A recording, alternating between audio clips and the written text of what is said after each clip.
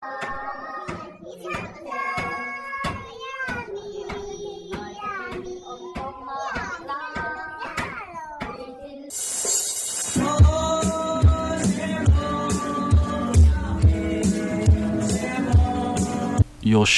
Light Yagami kan ik la pho kha toy me ka lo pho chun zamang te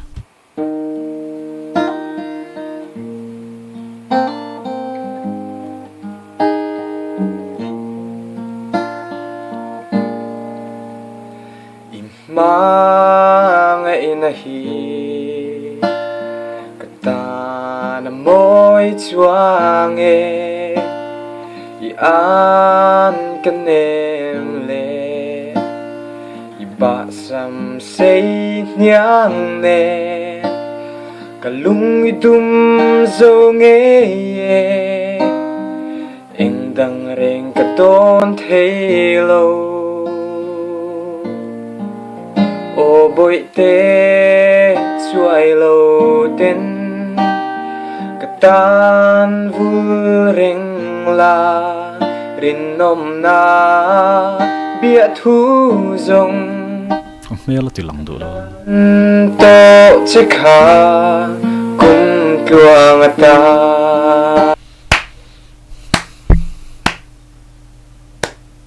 avamo em se ka savet hiam don lo kha ti ka chon Jesse LNS ti nge INS in intro video tor me siam boka ma se la ya zep lut mengo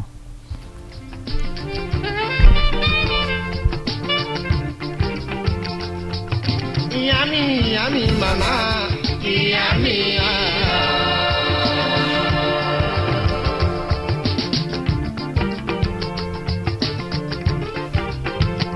Olo yumi po shumena, yummy, yummy.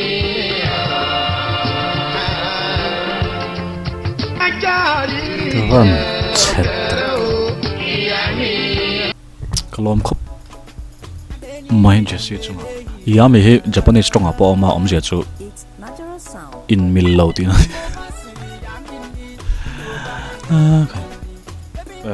no wa in to ron ti no lo lok so tan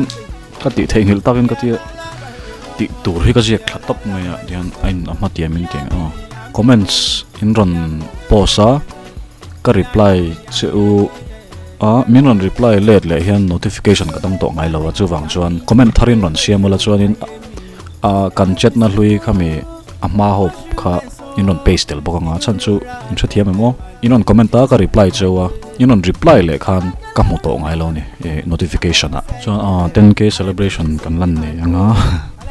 yami la lyrics description a lo da don nia description in the link down below chuan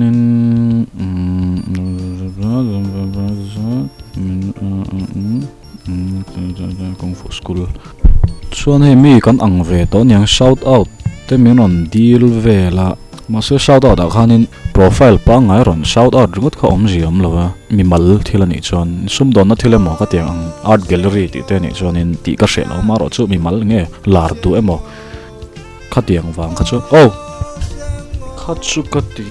the don lova lr sang khola mi ka shelo he mi nami ka voi kha riat na ne spelling karon jek mayanga youtube pa channel in lo en nga chuanin pakhat po he min lo shout out te ma ro chu picture pakhat cha o ma lo da bel la kan shout out don ne kan tia tiang zel khan anything goes ke lol than zuala voina birthday nia happy birthday hey ka upload huna chon dar som pani lo pel to mai thaya chu tiang teloni chon belated happy birthday mai ni sari lh lorin ama june ni som advance happy birthday ala phian maya chuan he drawing hi exo wincon in min lo je sakane mi pange mai chiani poka sholo exo wincon korean tlangwal thlak lir oma chu wang chuan nula ni mai chiani karinga min lo je sa kalom khop mai hi tinge ne englongin watermark angin kan mang mai don ne alomam khop mi mi te han shout out vel chu ni Daniel Mar YouTube channel kan lo en pokang chuanin to lo mani cho kati dawa mizo tung cho ti kan lo subscribe bokanga turaba vang ve ti toram lo chone kan ti thin comments kan share le don yami amunam hle mai hei zet chu kalome mel thave rich melo traber an lom thei cheng o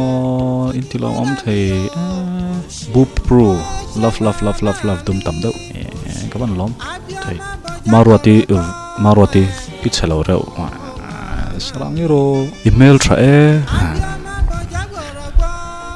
kai van nuam thei tak kalom thei khop mai hetia min lo hlut tu ten om hi soi sel na chu om lo thei lo maro hetia min ron fakte hianin anuam ve thei lu ka kalom khop mai across non mo you're the best #Timothy